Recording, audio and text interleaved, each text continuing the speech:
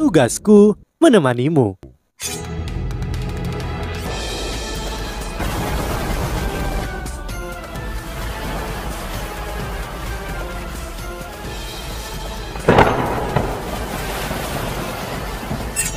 Hai sahabat Pasuk, kembali lagi bersama alur cerita versi novel Solen 2 Sekte Tang yang tak tertandingi. Jangan lupa like, subscribe, dan nyalakan tanda lonceng. Mari kita lanjutkan. Kisru jiwa dalam penghalang pertahanan terkait semua terengah-engah. Kelelahan menyusul mereka ketika adrenalin di tubuh mereka mulai hilang. Xia Xuanchen memandang layar alat jiwa pengintai sebelum memberikan perintah. Jangan lengah, belum berakhir. Musuh kita masih di sini. Mereka sepertinya berkumpul bersama sekarang. Ya, meskipun tidak ada lagi makhluk spektral di dekat mereka, layar memperlihatkan apa yang masih ada. Sejumlah besar makhluk spektral yang mengelilinginya lebih dalam di hutan. Makhluk-makhluk spektral ini dapat menyerang mereka kapan saja. Jeda singkat ini adalah peluang bagus bagi legiun jiwa yang tegang dan mengatur nafas. Sepertinya benar-benar ada masalah jahat yang mengendalikan makhluk-makhluk spektral ini.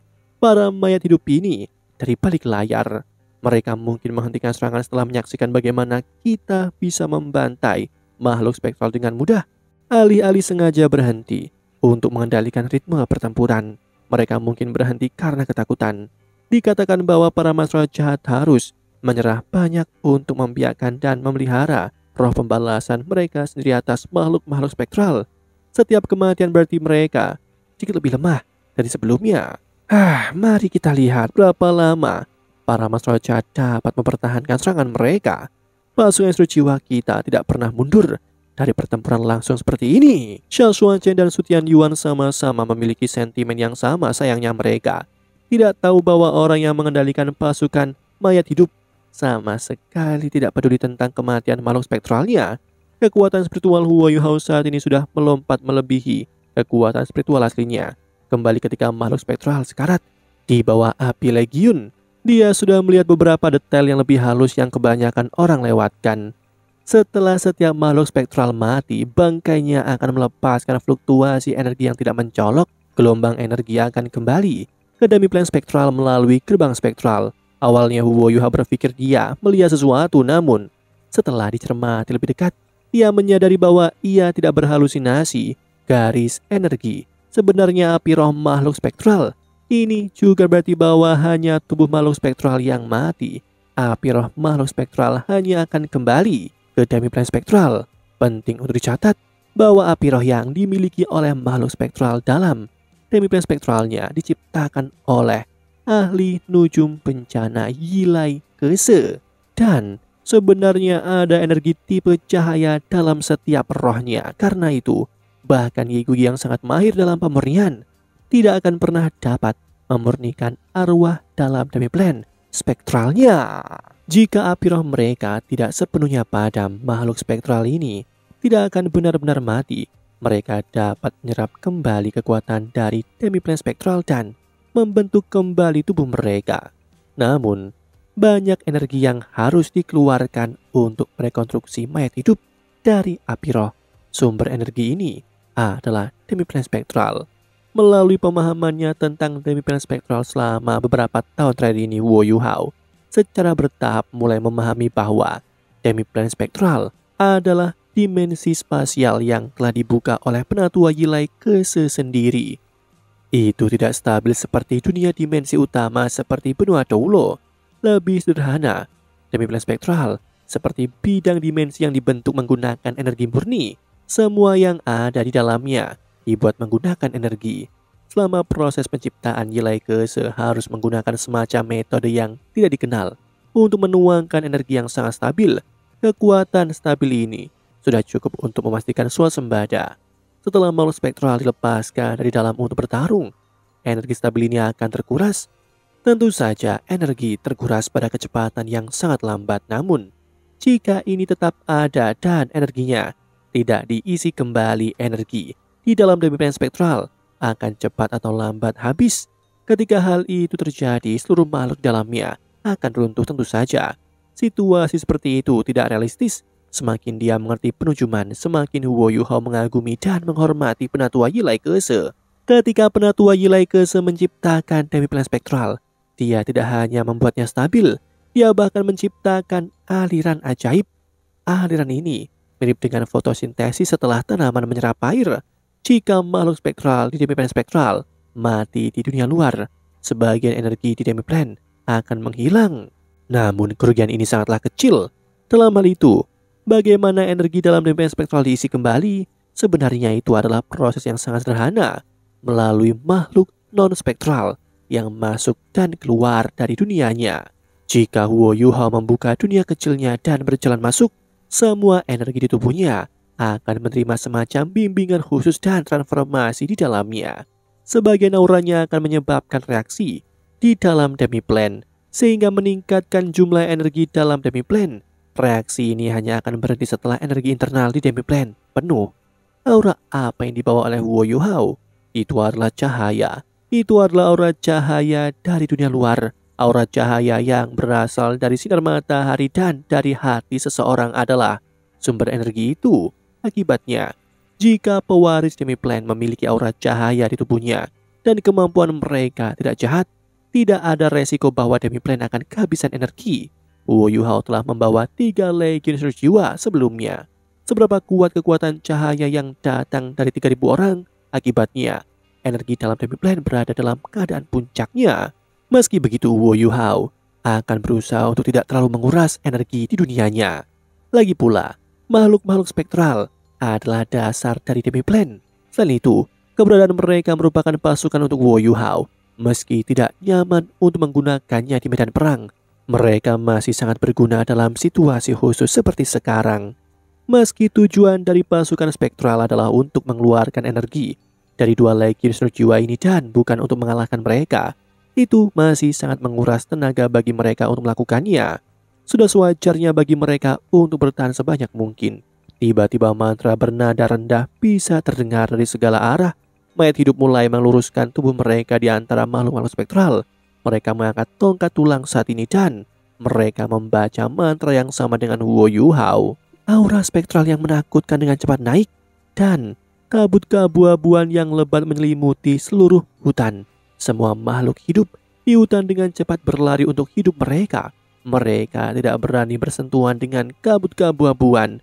Kekuatan yang mengerikan mulai muncul, baik legiun naga kekaisaran atau dan mata jahat berada di bawah tekanan besar sekarang. Mereka tanpa disadari meningkatkan kekuatan pelindung jiwa. Ini karena mereka tidak tahu seberapa kuat serangan yang akan mereka alami selanjutnya. Dan mereka juga tidak tahu kapan serangan itu akan datang. Mereka dikuras secara fisik dan mental. Kedua legiun telah secara berturut-turut diserang oleh Huo Yuhao dan Tang Wutong. Banyak nyawa yang jiwa hilang saat ini. Mereka semua khawatir dan takut. Bagaimana mungkin mereka tidak takut menghadapi begitu banyak makhluk spektral? Pikiran Xia Xuanchen dan Su Tianyuan sangat jelas bahwa mereka sangat sadar bahwa musuh dalam persembunyian tidak memiliki niat untuk mengalahkan 2 legiun. Mereka sadar bahwa niat musuh adalah untuk memaksa mereka kembali ke langit. Karena ini masalahnya pasti ada semacam jebakan di udara. Jika musuh adalah Mas Roh jahat, sangat mungkin bahwa dia bukan satu-satunya. Inilah mengapa kedua komandan pasukan sangat tenang saat ini. Mereka hanya bisa menunggu musuh untuk mengungkapkan diri. Mereka tidak terlalu khawatir tentang pasukan spektral, namun mereka telah mengabaikan perubahan psikologis istri jiwa mereka. Mantra berlangsung selama 1 menit. Setelah itu, aura udara keabu-abuan menyapu ke arah penghalang pertahanan terkait yang dibentuk oleh 2 legiun. Tanpa perintah, semua jenis alat jiwa segera dilepaskan. Mereka digunakan untuk menghilangkan arus udara keabu-abuan yang melonjak ke arah mereka. Namun, 2 legiun terkejut menemukan bahwa serangan mereka tidak memiliki efek pada arus udara keabu-abuan, yang tidak ada efek samping sama sekali, bahkan tidak mencapai efek sekecil apapun. Bagaimana ini mungkin? Pikiran yang sama muncul di benak setiap orang. Setelah itu mereka menemukan bahwa aliran udara keabu-abuan berhenti. Itu tidak menyerang formasi pertahanan mereka. Saat jiwa menghela nafas lega, mata mereka terbuka lebar saat berikutnya. Tulang-tulang dan mayat-mayat yang hancur di tanah terbentuk kembali saat mereka dipelihara oleh arus udara keabu-abuan. Mereka berubah menjadi kerangka dan vampir yang merangkak dari tanah. Banyak makhluk spektral yang telah mati di medan perang di bawah tangan ala jiwa 2 legiun. Namun saat ini kebangkitan makhluk-makhluk spektral ini menyebabkan seluruh tempat menjadi penuh sesak. Yang lebih menakutkan adalah bahwa setiap instru jiwa mengembangkan keyakinan bahwa makhluk spektral tidak bisa mati. Ini adalah bagian yang paling menakutkan. Dengan penuh rasa ketakutan, adrenalin mereka meningkat. Kekuatan pertempuran dari dua legiun sepenuhnya dilepaskan. Cahaya yang menyilaukan menghantam pasukan spektral menyebabkan banyak makhluk spektral terkoyak-koyak. Tengkorak dan vampir hanya mengambil beberapa langkah sebelum mereka terkoyak. Instru jiwa yang tak terhitung jumlahnya menderu dengan marah ketika melepaskan alat jiwa terkuat. Dengan cara yang gila-gilaan, mereka menyerang dengan marah. Badai energi mengamuk dan sinar jiwa yang menakutkan serta peluru meriam menyebabkan seluruh tempat berubah menjadi wilayah kematian. Tidak ada lagi mayat. Ketika makhluk spektral runtuh kali ini, tubuh mereka langsung berubah menjadi abu. Bahkan, tanah mulai runtuh sedikit karena bentrok yang intens antara makhluk spektral dan dua legiun. Pada awalnya, Xiao Xuanchen dan Su Tianyuan sangat terhibur dengan kekuatan serangan dari dua legiun. Namun mereka merasa ada yang tidak beres segera.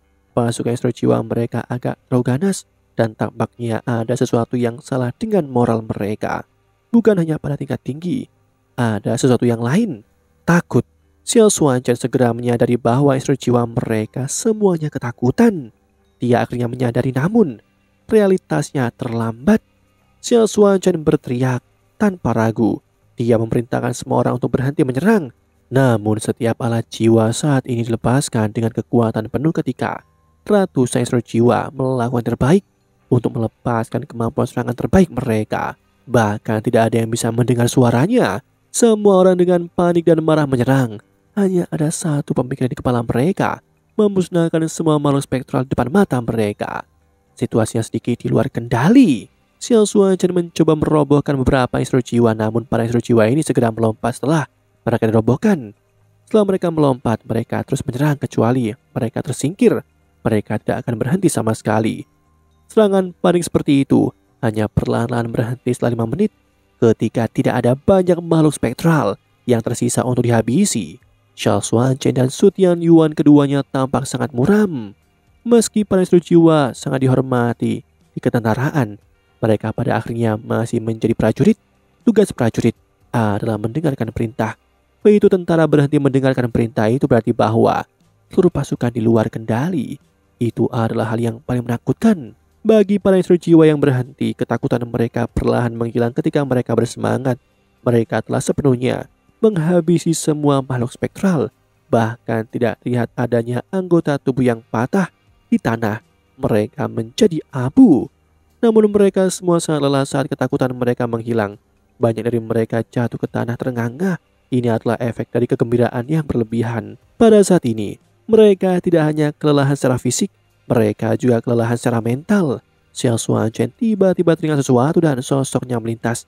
Dia bergegas menuju beberapa instru jiwa di antara pasukan yang bertanggung jawab atas pengintaian. Namun, sangat disayangkan bahwa dia masih selangkah terlalu terlambat. Seorang instru jiwa yang bertugas mengawasi tanpa sadar berseru, "Mengapa masih ada begitu banyak makhluk spektral di luar?" Xiao Xuanchen membungkamnya, namun dia sudah mengatakan sesuatu yang seharusnya tidak dikatakan. Sebelum Xiao Xuanchen bisa menutup mulutnya, instru jiwa yang bersemangat dan lelah sekarang langsung terpana ketika mereka mendengar kata-katanya. "Masih ada lagi. Ada lebih banyak dari mereka. Bagaimana dengan kerja keras yang mereka lakukan sebelumnya?" Ketakutan yang lebih dalam dari sebelumnya segera menyapu mereka pada saat ini. Beberapa instru jiwa yang lebih lemah dan sangat terkuras dari sebelumnya menderita gangguan mental. Mereka menyerbu keluar pelindung jiwa saat mereka berteriak dengan panik.